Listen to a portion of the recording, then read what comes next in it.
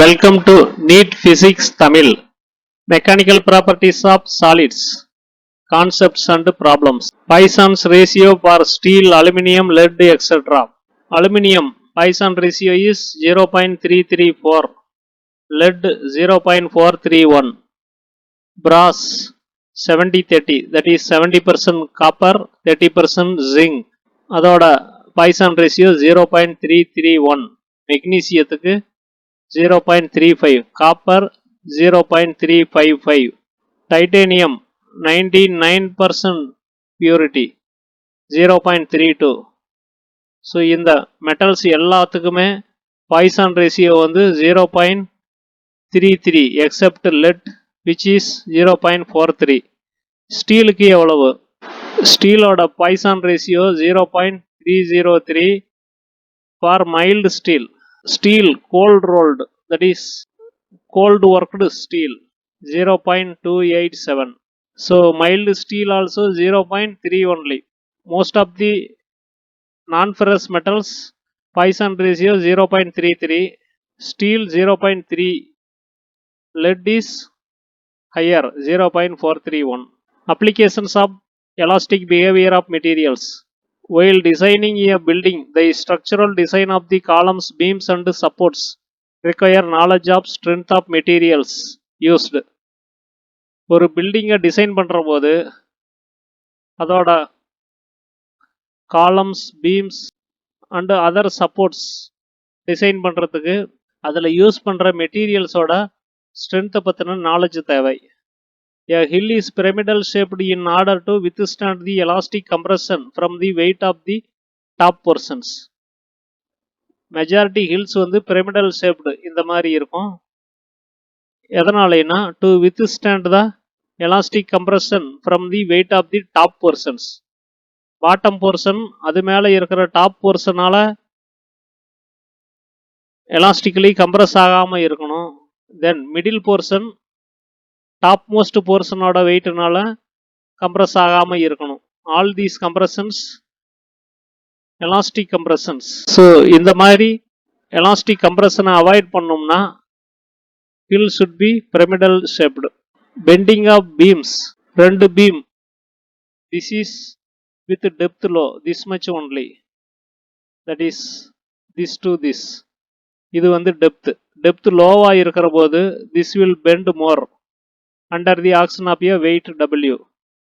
Depth high இருக்கிற போது it will bend less. So இது வந்து a beam with high depth. இதில் Wங்கிற weight ஆக்ட் பண்ணுற போது this will bend less. So இந்த பீம் வந்து சென்டரில் some weight ஆக்ட் பண்ணுற போது bending from the initial position. So this is the amount of bending delta. Beams with less depth bend more than that with more depth. இப்போ பார்த்தது தான். This picture is taken from NCERT 11th physics textbook. In the picture a beam supported at the ends and loaded at the center. So beam which is supported at the ends and middle வந்து load பண்ணியிருக்கிற பீமை வந்து இந்த பிக்சரில் காமிச்சிருக்காங்க. And this beam is bending. Bending of beamஸில் bridge வந்து design பண்ணுற போது it should withstand the load of the flowing traffic, the force of winds and its own weight. அதில் ஃப்ளோ ஆகிற traffic, that is vehicle, people walking on it எல்லாம் சேர்த்து அந்த வெயிட்டை ப்ளஸ் ஃபோர்ஸ் ஆஃப் விண்ட்ஸ், காற்றடிக்கிற போது அதில் கிடைக்கிற ஃபோர்ஸ், அதுக்கப்புறம் அந்த பிரிட்ஜோட ஓன் வெயிட், இதையெல்லாம் தாங்குற மாதிரி டிசைன் பண்ணணும். ஸோ அந்த பிரிட்ஜ் வந்து ஸ்ட்ரெயிட் லைனில் இருக்கணும், not elastically bend like this. Similarly in the design of buildings the use of beams and columns is very common. So பில்டிங்ஸை டிசைன் பண்ணுற போதும் பீம்ஸ் அண்ட் காலம்ஸ் வந்து நிறையா யூஸ் பண்ணுவாங்க. In both the cases the overcoming of the problem of bending of beam under a load is of prime importance. So பீம்ஸாக இருந்தாலும் காலம்ஸாக இருந்தாலும் இந்த பெண்டிங் ப்ராப்ளம் வந்து இல்லாமல் பார்த்துக்கிறது ரொம்ப ரொம்ப important. Bending of beams continued. The beam should not bend too much or break. Let us consider the case of a beam loaded at the center and supported near its ends as shown in figure 9.8. இந்த பிக்சர்ல வந்து ஒரு பீமை காமிச்சிருக்காங்க which is loaded at the center and this is deflecting by an amount delta from its initial position. A bar of length L, breadth B and depth D when loaded at the center by a load W sags by an amount given by delta equal to WL cubed divided by 4BD cubed into Y. Hence, high Y, large D will reduce delta. So, generally, ஒரு bar of length L, breadth B and depth, this one, D, அதை வந்து சென்டரில் Wங்கிற வெயிட்டை load பண்ணோம்னா அது will sag, that is original பொசிஷன்ல இருந்து தொங்க ஆரம்பிக்கும் by an amount given by delta. இந்த அமௌண்ட் இந்த பொசிஷன்ல இருந்து இது வரைக்கும் டெல்டாங்கிற அமௌண்ட்ல வந்து அது டவுன்வார்டு வந்து சேக் ஆகும், தொங்க ஆரம்பிக்கும். அந்த டெல்டா வந்து given by the formula WL cubed by 4BD cubed into Y. Yங்கிறது யங்ஸ் மாடுலஸ், D வந்து டெப்த், B வந்து breadth, W weight acting, L is the length. So இதில் Bங்கிறது perpendicular to the plane of the paper. So delta கம்மியாக இருக்கணும்னா D அதிகமாக இருக்கணும், Y அதிகமாக இருக்கணும். Of course B also will reduce delta, but D வந்து பவர் கியூப்டுங்கிற லெவலுக்கு இருக்கிறதால small increase in D will reduce delta very much. If we reduce length, then delta will be reduced. With large depth, however, buckling happens. Buckling na enna? So depth வந்து பெண்டிங்கை reduce பண்ணுது, that is அதோட original பொசிஷன்ல இருந்து சேக் ஆகிறது, தொங்கிறது வந்து குறையுதுன்னு பார்த்தோம். ஆனால் பக்லிங்கும் நடக்கும். பக்லிங்னா என்ன? ஒரு ஸ்ட்ராவை இந்த மாதிரி வச்சு ஃப்ளோரில் வந்து ப்ரெஸ் பண்ணோம்னா அது இந்த மாதிரி பெண்ட் ஆகும். It will not compress to a smaller length. இதுவே ஒரு ஷார்ட் லென்த் இருக்கிற ஸ்ட்ராவை வந்து இந்த மாதிரி தரையில் ப்ரெஸ் பண்ணால் இந்த அளவுக்கு பெண்ட் ஆகாது, தட் இஸ் பக்கிள் ஆகாது. What is buckling? Imagine pressing a straw on the ground. As you press gently, nothing really happens. But once you press it with enough force, it will bow outward at the center. இதுதான் bowing outward at the center. Center வந்து இந்த இடத்துல இருக்கு. So இந்த சென்டரில் it is bowing outward. Stress application along this line. So அதிலிருந்து விலகி அது பெண்ட் ஆகுது. This phenomena is known as buckling. And it is a very different structural response than in-plane compression. So, இதுதான் buckling. When designing columns and beams, buckling could result in a catastrophic failure. Imagine the buckling of a bridge's vertical supports. So, bridge அடியில் நிறைய pillars இருக்கும், vertical supports. அந்த pillars எல்லாம் இந்த மாதிரி buckle ஆச்சுன்னா என்ன ஆகுன்னு கற்பனை பண்ணியே பார்க்க முடியாது. ஏன்னா that will cause catastrophic failure, that is பெரிய அழிவுல முடியும்.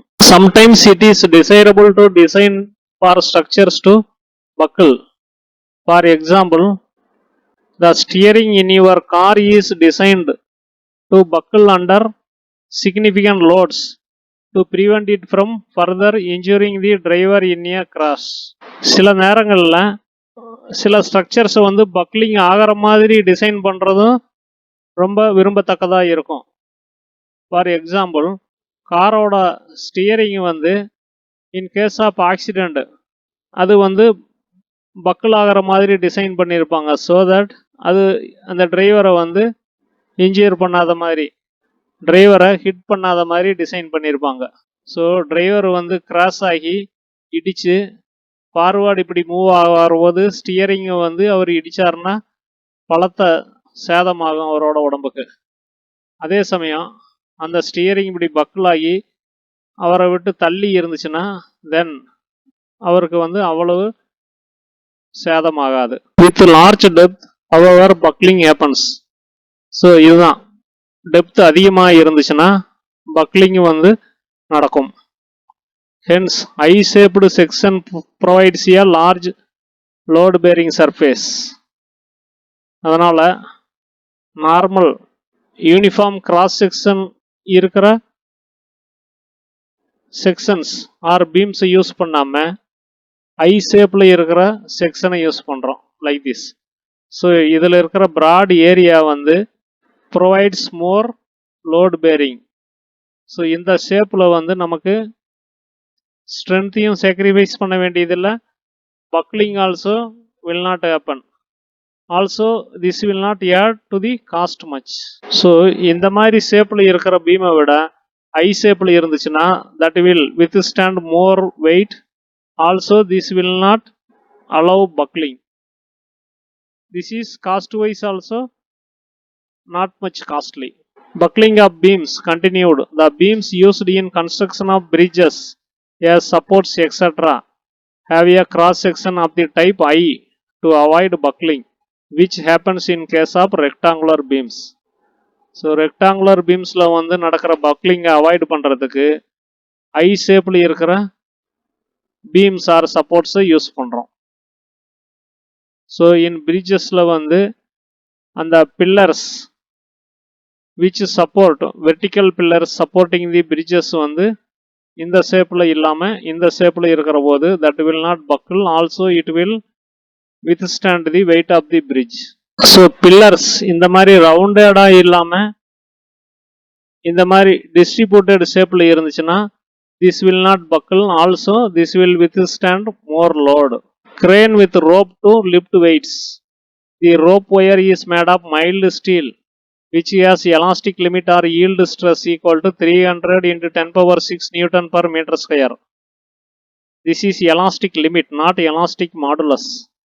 So crane la use பண்ற rope, அந்த ரோப்ல வந்து நிறைய மைல்டு ஸ்டீல் ஒயர்ஸ் இருக்கும். அந்த ஒயர் வந்து மேட் ஆஃப் மைல்டு ஸ்டீல். அந்த மைல்டு ஸ்டீலோட elastic limit is 300 into 10 power 6 Newton per meter square or megapascal. What should be the area of cross section of the rope to withstand 10 ton load to be lifted? So இந்த rope வந்து 10 ton load வந்து தாங்கணும். So இந்த ஹூக்கில் 10 ton load வந்து கட்டி மேலே தூக்கணும்னா இந்த mild steel ரோப்போட ஏரியா ஆஃப் கிராஸ் செக்ஷன் எவ்வளவு இருக்கணும்? So area of cross section required should be greater than or equal to weight divided by sigma y, elastic limit. So area into yield stress, that is the maximum weight that can be withstood by this rope. அதனால தான் A greater than or equal to weight by yield stress போட்டிருக்கோம். That is, this should be in ton greater than or equal to 10 ton into G. This is weight due to 10 ton divided by sigma y 300 megapascal. இதை எல்லாத்தையும் substitute பண்ணி calculate பண்ணால் 3.3 into 10 power minus 4 meter square. So the area of the rope should be 3.3 into 10 power minus 4 meter square. This area of cross section is corresponding to a radius of about 1 centimeter per a rope of circular cross section. So ஒரு single mild steel ஒயரை எடுத்து ரோப்பாக use பண்ணோம்னா நாம் calculate பண்ண அந்த area அளவுக்கு area of cross section இருக்கணும். That means 1 centimetre radius இருக்கணும். 1 சென்டிமீட்டர் ரேடியஸ் இருந்துச்சுன்னா அது வந்து not a wire, it is a rod. Generally a large margin of safety of about a factor of 10 in the load is provided. So பொதுவாக ஒரு பெரிய margin of சேஃப்டியை வந்து provide பண்ணுவாங்க. That is ஆக்சுவலாக 10 ton lift பண்ணால் 100 டன்னை வந்து இந்த rope தாங்குற மாதிரி டிசைன் பண்ணணும். 1 டன்னை மட்டும் தூக்குற மாதிரி இருந்துச்சுன்னா இது வந்து 10 டன்னை வந்து தாங்குற மாதிரி டிசைன் பண்ணணும். Thus a thicker rope of radius about 3 cm is recommended. அதனால ஒரு thicker rope of radius about 3 cm வந்து ரெக்கமெண்ட் பண்றாங்க. Single wire of this radius would practically be a rigid rod. ஒரு single wire with radius 3 cm னா that will be a rigid rod. ஒரு பெரிய rod மாதிரி தான் தெரியும். So the ropes are always made up a number of thin wires braided together like in pigtails. So ரோப்புங்கிறது நிறைய thin mild steel wire பின்னி அதை வச்சு செஞ்சிருப்பாங்க. Like in pigtails. That is, ஒரு பன்றியோட வாலில் பார்த்தீங்கன்னா முடி வந்து வேற வேற டைரக்ஷனில் போய் இருக்கும். அந்த மாதிரி ஒரு பின்னலாக செஞ்சு மைல்டு ஸ்டீல் ஒயரை வந்து பின்னி இந்த மாதிரி ரோப் செஞ்சுருப்பாங்க. இந்த மாதிரி செய்கிறதுனால இதை வந்து ஈஸியாக மேனுஃபேக்சர் பண்ண முடியுது. ஆல்சோ ஃப்ளெக்சிபிலிட்டி அண்ட் ஸ்ட்ரென்த் இருக்கும். ஆல்சோ இந்த ரோப் நடுவில் வந்து some soft fibre like jute fibre மாதிரி ஃபைபரை வேற வச்சுருப்பாங்க டு கிவ் அடிஷனல் ஸ்ட்ரென்த். கிரேனோட ரோப்பு வந்து இந்த மாதிரி மைல்டு ஸ்டீல் ஒயரை வச்சு பிணைஞ்ச பிராய்டு பண்ண ஒரு ஸ்ட்ராண்டு. ஸோ இது வந்து ஜஸ்ட் ஒரு மைல்டு ஸ்டீல் ஒயர்ஸ் நிறையா வச்சு பின்னின ஒரு ஸ்ட்ரக்சர். இந்த மாதிரி நிறைய ஸ்ட்ராண்டு சேர்ந்துருக்கும். அதுக்கப்புறம் இந்த மாதிரி ஒரு ஸ்ட்ராண்ட் இல்லாமல் நிறைய ஸ்ட்ராண்டு வந்து எகைன் பின்னி இந்த ரோப்பு வந்து செஞ்சுருப்பாங்க. Why the mountains in earth have a maximum height of 10 km? எர்த்தில் இருக்கிற மவுண்டைன்ஸ் மலைகளுடைய அதிகபட்ச உயரம் 10 கிலோமீட்டர் தான். ஸோ உலகத்திலேயே அதிக உயரமான இமயமலையில் இருக்கிற எவரெஸ்ட் பீக்கோட ஹைட் 8.8 கிலோமீட்டர். ஸோ இதுக்கு வந்து எலாஸ்டிக் ப்ராப்பர்ட்டிஸ் ஆஃப் ராக்ஸை வந்து ஸ்டடி பண்ணோம்னா மேக்ஸிமம் ஹைட் எவ்வளோ பாசிபிள் ஆன் எர்த்னு சொல்லிடலாம். A mountain base is not under uniform compression and this provides some shearing stress to the rocks under which they can flow. So ஒரு hill இந்த ஷேப்பில் இருக்கிற போது இந்த பர்டிகுலர் பாயிண்டில் டாப்பில் இருக்கிற போர்ஷன் கொடுக்குற வெயிட்னால யூனிஃபார்ம் கம்ப்ரெஷன் இருக்கிறதில்ல. அதனால் some shearing stress act ஆகும். So it can slide this way or that way. That is, the rocks can flow on sideways. The stress due to all the material on the top should be less than the critical shearing stress at which the rocks flow. So in the bottomல டாப்பில் இருக்கிற எல்லா மெட்டீரியலோட ஆக்ஷன்னால கிடைக்கிற stress வந்து இது flow ஆகிறதுக்கு தேவையான critical cheering ஸ்ட்ரெஸ்ஸை விட குறைவாக இருக்கணும். இல்லைன்னா this will flow sideways. At the bottom of a mountain of height H, the force per unit area due to the weight of the mountain is H rho g. So ஹெச்ங்கிற height இருக்கிற ஒரு மவுண்டைனோட பாட்டத்தில் force per unit area due to the weight of the mountain வந்து H rho g. ஹெச்ங்கிறது height, ரோங்கிறது density, ஜிங்கிறது acceleration due to gravity. The material at the bottom experiences this force in the vertical direction and the sides of the mountain are free. அந்த மவுண்டைனோட பாட்டம்ல இருக்கிற material வந்து இந்த ஃபோர்ஸை வந்து வெர்டிக்கல் டைரக்ஷனில் எக்ஸ்பீரியன்ஸ் பண்ணுது. தட் இஸ், பாட்டமில் இருக்கிற மெட்டீரியல் மேலே இந்த ஃபோர்ஸ் பர் யூனிட் ஏரியா வந்து வெர்டிக்கல் டைரக்ஷனில் ஆக்ட் பண்ணுது. ஆனால் மவுண்டைனோட சைட்ஸ் வந்து ஃப்ரீயாக இருக்குது. Therefore this is not a case of pressure or bulk compression. அதனால் இது வந்து ஒரு ப்ரெஷர் ஆக்ட் பண்ணுற மாதிரியோ ஒரு பல்க் கம்ப்ரெஷன் மாதிரியோ கிடையாது. There is a shear component approximately h rho g itself. So இந்த மாதிரி ஒரு ஃபோர்ஸ் பர் யூனிட் ஏரியா ஹில்லோட பாட்டமில் ஆக்ட் பண்ணுற போது அதில் ஒரு ஷியர் காம்பனன்ட் ஆக்ட் ஆகுது. That is equal to h rho g itself, same as this force per unit area. இது வந்து ஸ்டடி பண்ணி ஃபைண்ட் அவுட் பண்ணியிருக்காங்க. Now the elastic limit for a typical rock is 30 × 10⁻⁷ newton per metre square. ஒரு typical ராக்கோட elastic limit வந்து 30 × 10⁻⁷ newton per metre square. That is, so maximum height possible for a mountain வந்து ஹெச்னு வச்சுக்கிறோம். இந்த height வந்து possible in earth. The pressure due to the mass of the mountain at the bottommost place will be h rho g. So எர்த்தில் ஒரு ஹில்லுக்கு maximum possible ஹைட்டை வந்து ஹெச்னு எடுத்துக்கிறோம். So இந்த ஹில்லு வந்து இந்த மாதிரி ஒரு ஷேப்பில் இருக்குது. இந்த பாட்டம் மோஸ்ட் பிளேஸில் இந்த மவுண்டனோட மாஸ்னால் ஆக்ட் பண்ணுற ப்ரெஷர் வந்து H rho g. That is h into rho is 3 × 10⁻³ இது வந்து density of rock into g வந்து 10ன்னு எடுத்துக்கிறோம். This pressure should not exceed elastic limit in shearing which is 30 × 10⁻⁷ Nm/m². So இதுதான் வந்து பாட்டம் மோஸ்ட் ஏரியாவில் ஆக்ட் பண்ணுற சியர் ஸ்ட்ரெஸ் காம்பனன்ட்னு முதல்லையே பார்த்தோம். ஸோ இந்த pressure should not exceed elastic limit in shearing. So that is 30 × 10⁻⁷ Nm/m². Therefore h into this should be equal to 30 × 10⁻⁷ for maximum height h, or h equal to 10⁴ meter or 10 kilometer. So maximum possible height for a mountain in earth is 10 kilometer.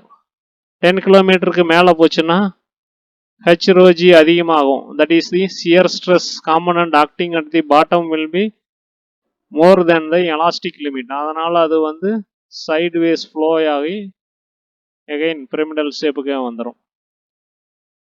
In the planet Mars, mountain Olympus Mons has a maximum height of 21 kilometer.